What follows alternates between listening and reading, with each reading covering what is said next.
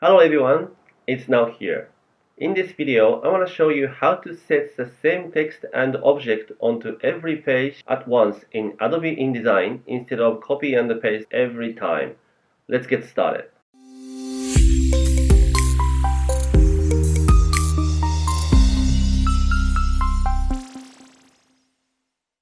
First thing you need to do is a get page window right here. So if you don't see the page window on your workspace, go on the window on the top and click pages. And if you check inside of the page window, it displays the workspace exactly same as what you have here. If you check inside, it says A. A means affected by A master. So what's the A master is if you go on the top here, called A master.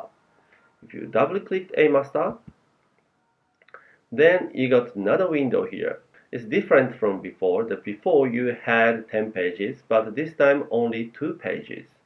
So what the A master is, whatever you apply into this A master section, it will apply onto the every single page says A. Okay, I'll show you what. I'll come back to the edit screen, the type in here.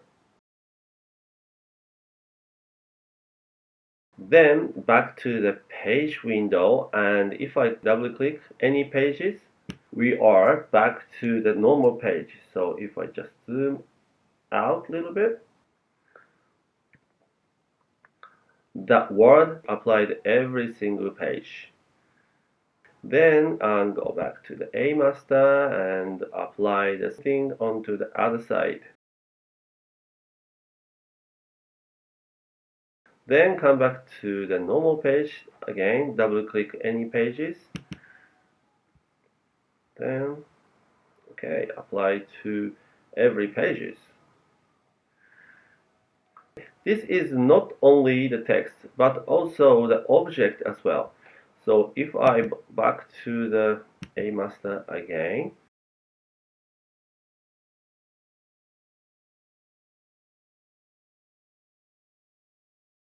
then get the page window again, and zoom out a little bit.